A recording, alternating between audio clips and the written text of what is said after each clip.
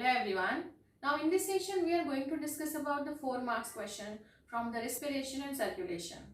Okay so 4 mark की questions की जब बात आती है तो इन्होंने 3 ही क्वेश्चंस आपको प्रोवाइड किए हैं and we only have to focus on these 3 questions for the 4 marks from that chapter. Okay now will see which are these 3 questions from this chapter given by board. Now the first question is, with the help of label diagram, explain the exchange of gases between alveolus and capillary.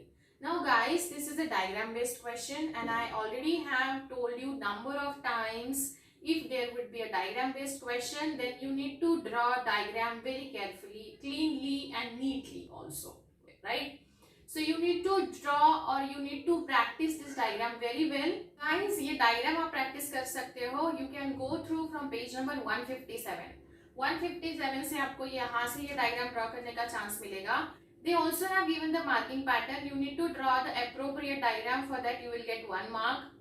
फिर उसके बाद आप उसमें कोई भी 2 correct label दिखा सकते हो. Each label would carry the half mark again each. And explanation अगर लिखोगे तो 2 मार्क मिलेंगे. ऐसा होता है गाइस, हमें पता ही नहीं चलता है कि हम लोग कितना लिखे 4 मार्क्स के लिए. तो ये जो कोई भी क्वेश्चन 4 मार्क के लिए आता है तो just keep in your mind this pattern. If the diagram based question would be there, then you need to draw the diagram for 1 mark. Then you just give that diagram a proper labels, and if they have asked you to write the explanation, then you also write the explanation for that. Okay, ये था हमारा पहला question. दूसरा question again which is a diagram based. Generally 4 marks के लिए diagram based question ही पूछे गए हैं आपको. तो दूसरा क्वेश्चन है again draw label diagram of internal structure of heart. Internal structure of heart का ही डायग्राम है. Label right atrium, mitral valve, left ventricle, pulmonary, semilunar wall.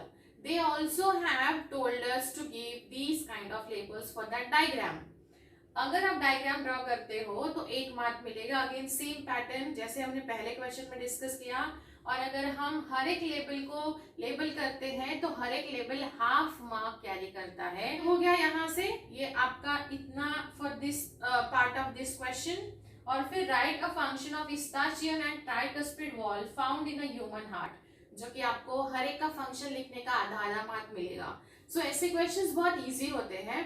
कई बार हम लोगों को इसमें इसमें मार्क लूज करने का चांस नहीं होता है. उतना पूछा है उतना लेबल करिए, वहां बहुत अच्छे से हमसे अटेम्प्ट हो जाता है. वो क्वेश्चन मिलेगा आपको पेज नंबर 170 पे.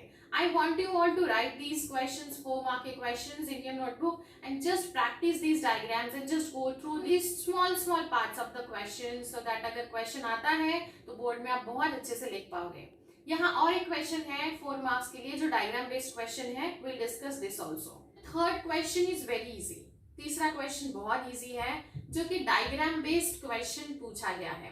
डायग्राम भी है और साथ ही साथ वहां ऐसे टेबल्स भी पूछे हैं. लाइक आपको एक पार्ट में यहाँ देखो नेम ऑफ द सेल लिखना है और दूसरे में फंक्शन ऑफ द सेल लिखना है. आपको 5 सेल्स दी है ल्यूकोसाइट्स की.